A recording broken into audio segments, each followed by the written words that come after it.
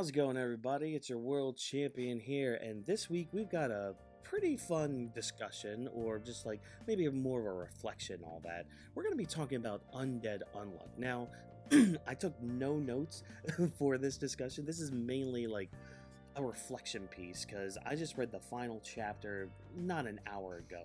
And I'm just kind of sitting here, just kind of thinking about everything, just how each character's ending was, and mainly Andy and Fuko's the main characters and all that. But I wanted to record something to just maybe talk to you people about this and see, if you read it, maybe some of my words can help guide you into reading this series and all that, because it is really good. Like, some of the artwork in this series was top notch, and this was a weekly series, mind you. And if you know anything about these mangaka and their schedules, yeah, the fact that we got some of this art throughout the series is impressive.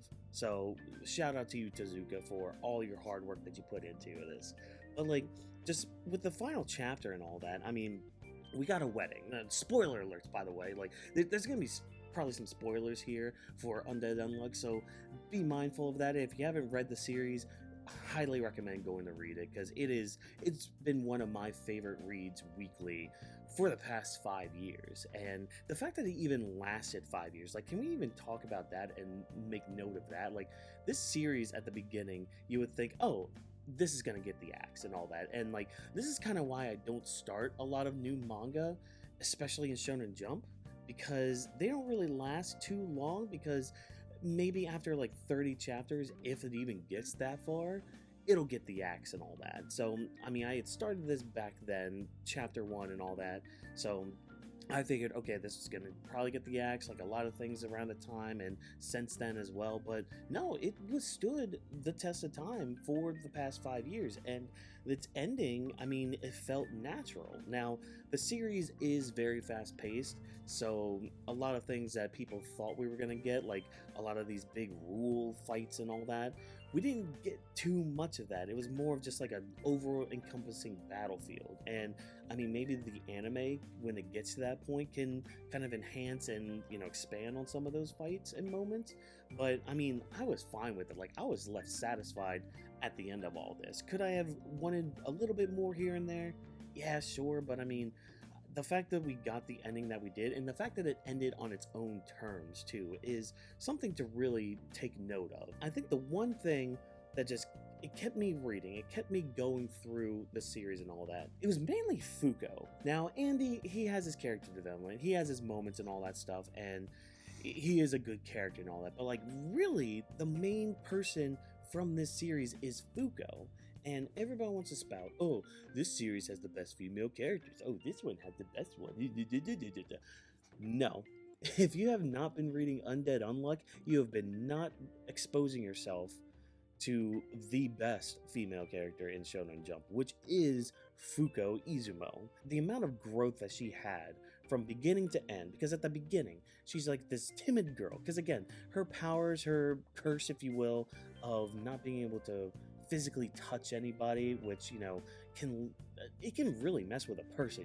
Like, you can be touch starved in life and all that, and like the fact that she can't even give somebody a simple hug or like a high five or anything without a freaking meteorite coming down from the heavens above, like, that's just sad, and it's depressing and all that. And when Andy comes around wanting to die, she takes this opportunity to kind of grow herself. Now, people will argue, oh, well, she was kind of kidnapped, kind of taken against her will and all that, but like, she fought against Andy a little bit, but like, she did just kind of just go along for the ride, because she did want to make more of her life, because like, when Andy met up with her, she was going to unalive herself and all that, and that's just not good. I mean, the famous first page of Undead Unluck is her finishing her favorite manga and being like, all right, well, I guess I can end it all here. Great, fantastic. Like, just going into the final chapter, I mean, spoilers, by the way, again, like, I'm gonna be spoiling a few things here and there, but like, the final chapter here with their wedding and all that, with Andy and Fuko's wedding, seeing how both of them react, because like, they're both on their own excursions. We find out that Fuko's just an adventurer, and she's going around to like these major spots that they had throughout the series and all that, and just kind of reflecting on them and seeing how they are in this new loop of this current world. And you know, we meet up with some of the other members of like the union and under and all that, and we get like these little boxes saying like what they're doing and all that. Now, special shout out though to Shen and Mui for not only being married but having twins. That just fits them so freaking well. And then like we have Andy, who's like trying to like build countries up and like help people and all that, and they're both on their wedding day, they're both like doing these separate adventures, separate from each other, mind you, but like they still care about each other, still love each other, all that stuff. But like they're both late to their wedding, so like you get a couple pages where they're both just like, oh shoot, we're both late, well we have to get there before the other person does because yeah, we want to win and all that. This is now a race. And like the fact that it's like side by side with them saying the same thing, it's really great. Because again, like going back to like Fuko's just overall character growth, we see her again go from like this timid girl to somebody that's so confident just mainly in herself and being able to do all this wonderful awesome things in her life. Like it's kind of inspiring in a way.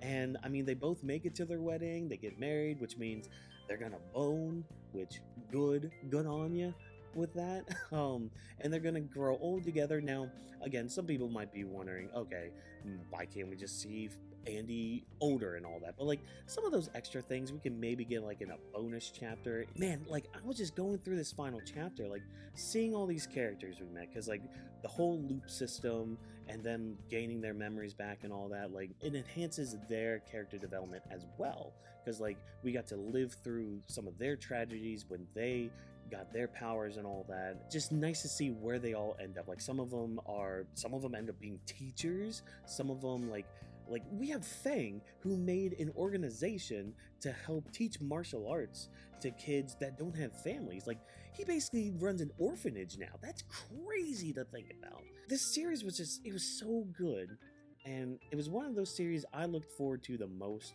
every single week for the past 5 years. Now there were some points where I did let chapters build up and all that, which, you know, that happens and all that. But the fact that like this was something that I look forward to almost more than One Piece sometimes, like, and that's freaking One Piece, you know.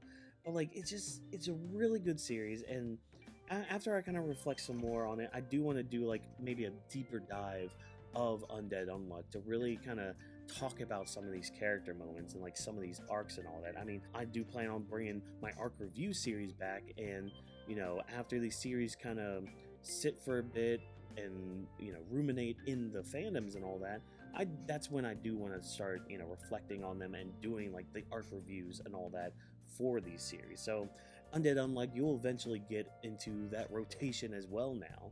And yeah, I kind of want to hear from you guys now. Like I want to know, you know, your favorite moments, your favorite arcs and all that. Like I still think like to this day it's a toss up for me between autumn and spring being my favorite arcs. Now, Ragnarok and the second Ragnarok War, those are fine, and like the 101st loop stuff was also really good, but like there was something special about autumn and spring, especially spring. Like thinking about it more now, spring might be my favorite arc. Autumn was one of those arcs that like really solidified the series for me as being fantastic, and spring just enhanced that as well. A shame we didn't get much with winter, but you know, that's just winter and all that, and we got, you know, the twist with Fuko going with under, you know, all that stuff. In terms of like just moments, arcs, fights, characters, like I want to hear from you guys. I want to know like what you guys took away from Undead Unluck, because like I think the main message I got from the series is really just to take a hold of life and just live to the fullest, all that, you know, and live till the day that you die. And like the moment that you die is when your life, you know, is culminated, obviously, but it's like that's, you know, the end point, but it's the time to reflect and like know that your life was worth living, you know, because again, Andy saved Fuko from dying that day. Like if he wasn't there, she would be gone. Ragnarok would have happened. We would have had the 101st loop, but we wouldn't have had 102nd, because that was going to be the last one, you know. So yeah, this series is just really good. And again, like from artwork, character work, and you know the anime's out too, so like that's on Hulu and all that. Like the fact that this series, mind you, it flew under the radar a lot. I was talking to one of my friends too who is a big Yozakura family, so both of our series were ending at the same time. But it's like the fact that like both of these series had their own like niche fandoms and all that was really cool, because like you don't get a lot of the spoilers and all that, or like scans or anything, and like just a lot of people that I've interacted with in the Undead Unluck fandom have been really pleasant to talk to and all that. And it's really nice seeing just the reaction online for this series, because like a lot of people are positive about it. Like there's a lot of positivity coming out from the ending here. So yeah, like I said, I want to know down in the comments what you thought of the series. This is a bit of a shorter video, again,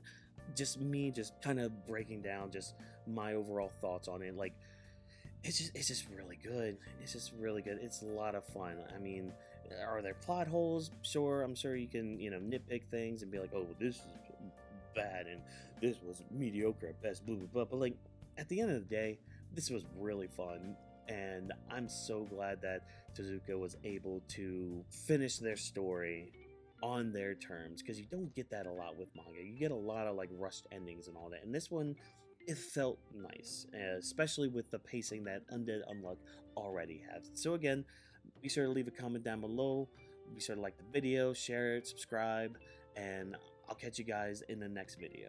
See ya. I don't need you, better things are coming on the way. I won't hear from you.